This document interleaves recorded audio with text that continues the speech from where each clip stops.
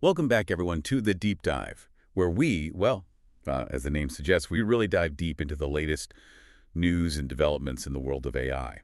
And to do that, we always have with us a bona fide expert in the field. Today, we've got quite the stack of articles. It seems like AI is just exploding. Oh, yeah. It's everywhere. AI is everywhere. It really is. It's not just in the tech world anymore. We're seeing it infiltrate just about every single industry you can imagine. Absolutely. Like healthcare, finance, even art. Well, let's start with the tech world, because there are some pretty major players making some big moves. For sure. DeepSeek, the Chinese AI powerhouse, just dropped a new tool called DeepGM. And they're saying this is going to completely change how we train and run AI models. Yeah, they're claiming it's going to make things so much faster and more efficient. And of course, they're not alone, right? I mean, there's this AI arms race happening right now. Totally. Tencent, another Chinese giant, Yeah. they just unveiled their own super fast AI model. It's like a battle for dominance. It really is. Who can build the fastest, the most efficient, the most powerful AI? And why does that even matter? Why should anyone care who wins this race? Well, think about it. Everything from the apps we use on our phones to those self-driving cars everyone is talking about, it all relies on these underlying AI models. So essentially, the company that comes out on top, they could kind of control the future of how we interact with technology. I think that's a pretty safe bet. Wow. And speaking of interactions, Yeah. we can't forget about Amazon. Right. They just gave Alexa a major makeover, and I'm talking way more than just setting timers and playing music. This is like Alexa on steroids. It really is. They want it to be a true AI agent capable of handling really complex tasks, multiple steps, back and forth interaction. So are we basically heading toward a future where we just tell AI what to do and it runs our lives? I have to admit, it's a bit unsettling. I get it. I think there are definitely concerns there. Like, the more we rely on these agents, the less we might actually understand about how they work. It's like using a magic wand without knowing where the magic comes from, you know? Yeah, a little bit of a black box situation. Exactly. And that could leave us vulnerable to manipulation or unintended consequences. Speaking of potential downsides, let's talk about AI in healthcare. Oh, yeah, the rise of the AI doctor. We've got companies like Ping An Health launching digital doctor services. Are we about to see algorithms replace human doctors? I don't think it's about replacement. It's more like augmentation. Okay, so working together. Yeah, think about it. These AI doctors can be available 24/7, offering consultations anytime, anywhere. That's a huge advantage for people in remote areas or anyone who needs quick answers to those basic health questions. It's almost like having a medical encyclopedia in your pocket that can actually talk back to you. And imagine the potential for preventative care. Right? What if AI could analyze your health data and give you personalized advice before you even get sick? That would be incredible. Sounds like we're living in a science fiction movie. And it's not just healthcare, right? No way. We've got the UK experimenting with AI to streamline their public services. They're hoping to save millions of work hours every week. The efficiency gains could be enormous. But what about the people whose jobs are being automated? Right, that's the big question, isn't it? Are robots really coming to steal our jobs? I think it's more complicated than that. Okay. Some jobs will definitely be automated, no doubt about it. But new jobs will emerge too. So it's about adapting, upskilling, learning to work alongside AI. Exactly. We need to focus on those uniquely human skills that are difficult to automate, like creativity, critical thinking, problem solving. Those are things AI can't easily replicate. So while AI might be able to crunch numbers and process data faster, it can't replace human ingenuity.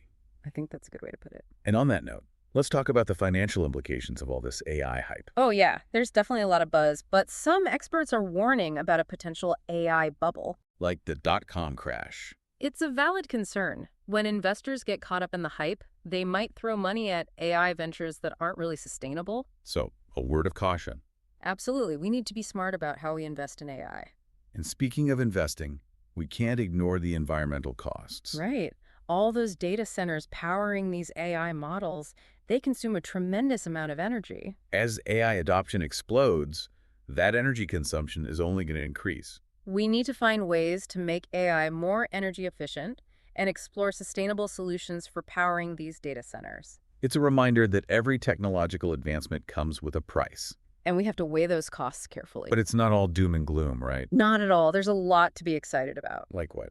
Well, for one, there are all these new tools emerging that are making AI development easier and faster. Like platforms like Baton. Exactly. They're making it simpler for developers to build and deploy AI models. And we're also seeing a shift toward open source AI. Which is huge. Is That means developers can build on existing models, collaborate, and share their work. So it's like the open source movement in software development, but for AI. Exactly. It's about democratizing access to this technology and allowing more people to contribute to its development. Which brings up an interesting debate that's happening in the UK right now. Oh, you mean the copyright issue? Exactly. Should artists be paid when their work is used to train these AI models? It's a tricky question. There are valid arguments on both sides. Artists feel like their creativity is being exploited, while AI developers argue that open access to data is crucial for innovation. It's a tough balance to strike. It really is. We need to find a way to protect artistic rights while still fostering AI development. And speaking of artistic applications, Hi. have you seen this new tool that uses AI to relight portraits? I have. It's pretty amazing. It's like you can tell the AI, make this portrait look like it was lit by candlelight, and it actually does it. It's giving artists these incredible new tools and opening up creative possibilities we never even imagined. AI might not be able to fully replace human creativity, but it can definitely enhance it. For sure. And on that note, let's talk about research. All right. U.com just launched an AI research agent that can process information from over 400 sources at the same time. Now that's a game changer. It's like having a super-powered research assistant at your fingertips. It could revolutionize how we conduct research, making it so much faster and more comprehensive. But with all these amazing advancements, we can't help but wonder if we're moving too fast. It's a valid concern. Are there risks we're overlooking in our rush to embrace AI? There's always a chance of that. So we need to proceed with caution. Absolutely. We need to be asking those tough questions, thinking about the long-term consequences, ensuring that AI is used for good, not for harm. I think that's the most important thing. Well, it certainly feels like we're at a crossroads. It does. The choices we make now about AI will have a profound impact on the future. We need to be mindful of that. And with that, I think we'll wrap up this part of the deep dive. Sounds good. All right, so welcome back to the deep dive. Let's get right back into it and talk about jobs. Jobs, yeah, that seems to be the big worry with AI, right? Oh, definitely. I mean, there are these studies floating around saying AI and automation are going to put millions of people out of work. So are the robots really coming for our jobs? Should we all be terrified? Well, it's not quite that simple. I think the reality is a lot more nuanced than that. Okay, hey, so. Well, some jobs are definitely going to be automated. There's no question about that. But at the same time, AI creates new opportunities. It enhances existing roles. Right. I mean, if we look back at history, every time there's been a major technological shift, it's led to new industries, new job categories we couldn't have even imagined before. Exactly. So instead of being scared of the robots, we should be focusing on adapting, learning new skills, figuring out how to work alongside AI. Yeah, I think that's the key, embracing lifelong learning. We need to develop those skills that complement AI, not the ones that compete with it. So things like creativity, critical thinking, problem solving, those are all areas where humans still have a big advantage, right? Absolutely. A robot might be able to process data faster, but it can't replicate human ingenuity, that spark of creativity. Right. Those uniquely human qualities. Exactly. Okay, so beyond the job market, let's talk about the potential for AI to be misused. Oh, you're getting into the scary stuff now. Well, we've already seen examples of AI being used to spread misinformation, create deepfakes. It's a little unnerving. Yeah, I mean, it's a powerful technology, so there's always that potential for harm. So how do we prevent that? Yeah. How do we make sure AI is used for good? Well, I think it starts with acknowledging the risks, and then we need to develop safeguards, regulations. Right, just like any powerful tool, it all comes down to how we choose to use it. Exactly. We need ethical guidelines, clear regulations, and we need to be constantly monitoring how AI is being developed and deployed. And asking those tough questions. Yes, about bias, about unintended consequences, about the long-term impact on society. AI is powerful, but it's not infallible, and it's certainly not inherently ethical. Nope, the ethics come from us, the humans who build it and use it. All right, well, let's shift gears a little bit and talk about the evolution of AI models themselves. Okay, what's new on that front? Well, we're seeing a trend toward smaller, more specialized AI models. Interesting. Like IBM just released Granite 3.2, and it's designed for specific tasks like reasoning, vision, safety. So it's moving away from that idea of one giant AI brain that can do everything. It seems like it. More like a team of specialized experts, each with their own unique skill set. And I guess that makes sense, right? Smaller, more focused models are probably more efficient, easier to deploy. Especially for businesses that don't have the resources to build and train those massive, all-encompassing models. Right, it's about finding the right tool for the job. Exactly. And this specialization is leading to some pretty cool applications, like, have you heard about this AI tool that can relight portraits? I have. It's pretty wild. You can tell it to make a portrait look like it's lit by a fireplace or bathed in moonlight, and it just does it. It's like having a virtual lighting assistant. It really is. It's Ah. amazing how AI is making these creative tools so accessible. It's democratizing creativity. Exactly. Yeah. All right, let's talk about research for a minute. All right, research, fire away. U.com, they just unveiled this AI research agent. And get this, it can process information from over 400 sources simultaneously. Seriously. That's incredible. It's like having a team of research assistants working around the clock just for you. Wow, that could completely change how we do research. It could. Imagine all that data, all that knowledge right at your fingertips. It's a researcher's dream come true. It really is. But it also raises some questions, doesn't it? Like what? Well, if AI can do all the research and analysis, what happens to human expertise? Do we even need human experts anymore? It's a good question. I think ultimately AI will augment human expertise, not replace it entirely. Human experts will still be needed to interpret the data, draw conclusions, make those high-level decisions. So it's about collaboration. Exactly. Humans and AI working together, each bringing their own strengths to the table.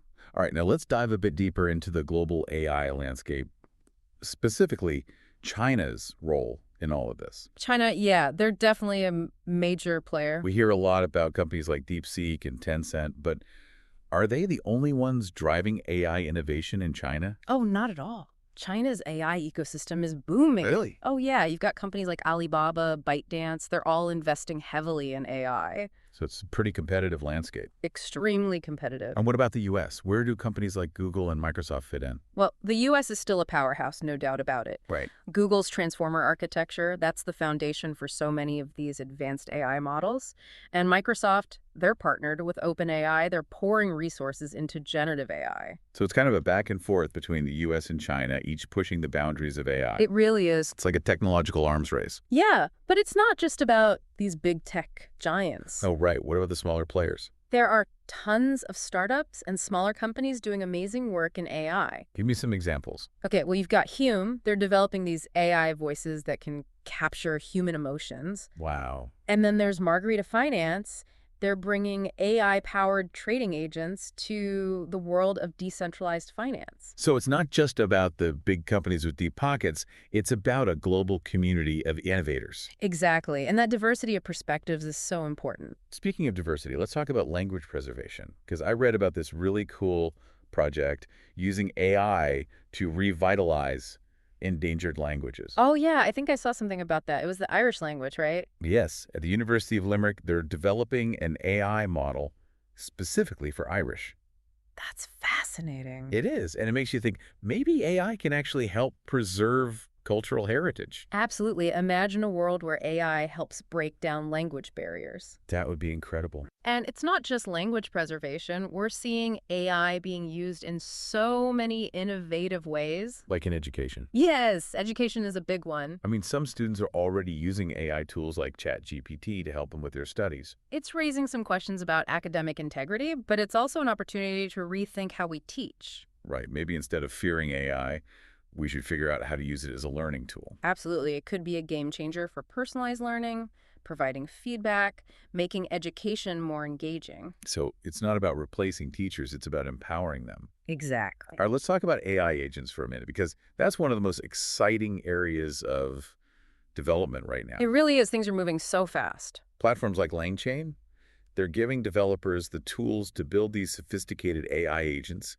that can interact with the web, other platforms, all autonomously. It's leading to a huge wave of innovation. People are building AI agents for everything you can imagine. It's like the Wild West of AI out there. AI agents have the potential to change how we interact with technology completely. I can see that. Imagine having an AI agent that acts as your personal assistant, handles your schedule, filters your email, maybe even provides companionship. Sounds amazing, but also a little creepy. Yeah, there are definitely some ethical and security concerns we need to think about. Like, what if these agents are used maliciously? Right. Spreading misinformation, launching cyber attacks, there's a lot of potential for harm. So we need to be careful, proceed with caution. Absolutely. We need to think about safeguards, security measures. A lot of responsibility. It is. We have to make sure we're building a future where AI benefits humanity, not harms it. Okay, so we've covered a lot of ground. Yeah. From jobs to ethics to the evolution of AI models. It's clear that AI is rapidly transforming the world around us. It really is a fascinating time to be alive. But before we wrap up, I think we need to address one more crucial aspect of AI development, and that's the ethical considerations, particularly when it comes to things like copyright and ownership in this age of generative AI. Yeah. That's a big one. Let's take a quick break, and then we'll dive into that thorny topic when we come back for the final part of the deep dive. Welcome back to the deep dive. We've been talking about all these exciting developments in AI, but we can't ignore the ethical questions that come along with them, right? Definitely. And one of the big ones that keeps popping up is this whole issue of copyright and ownership, especially now with generative AI. Right. It's a hot topic, particularly in the UK. Definitely. So should artists be compensated when their work is used to train AI models?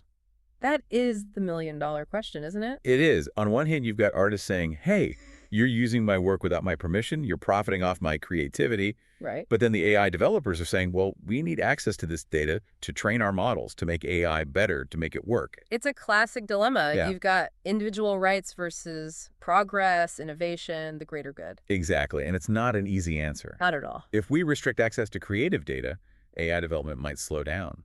Yeah, that's the fear, right? But if we say, okay, use whatever you want, then we're basically devaluing the work of human artists. And that's not fair either. So where's the middle ground? Right. So what's the solution? Well, some people are talking about new licensing models. Okay, so how would that work? It would allow AI developers to use copyrighted material for training, but the artists would get royalties, some form of compensation. That seems like a fair compromise. It acknowledges the value of both human creativity and technological advancement. Exactly. It's about finding a balance. But even with licensing, there's still the issue of AI being used to create forgeries, to basically steal an artist's style, their intellectual property. Right. And that's a big concern. So how do we prevent that? Well, we need mechanisms for authentication. Okay, so like a way to tell if something was created by a human or by AI. Exactly. Some people are talking about watermarking AI-generated content or creating systems to track where the data came from, how it's being used. So it's a pretty complex issue. Oh, definitely. It's going to take collaboration, open dialogue between artists, developers, policymakers. It's a conversation that's just getting started, really, isn't it? Yeah, as AI gets more powerful, more integrated into our lives, we're going to have to keep reevaluating our ethical frameworks, our legal systems. Because technology doesn't wait for us to catch up, does it? Nope, it just keeps moving forward. Well, on that note, I think we've reached the end of our deep dive. I think so. We've covered a lot of ground. We have, from the excitement of new AI tools to the very real ethical challenges we need to address. It's a complex landscape, that's for sure. It is. But hopefully, by exploring these topics, by having these conversations, we can help shape a future where AI is a force for good in the world. I think that's the goal, right? Absolutely. Thanks for joining us on the Deep Dive.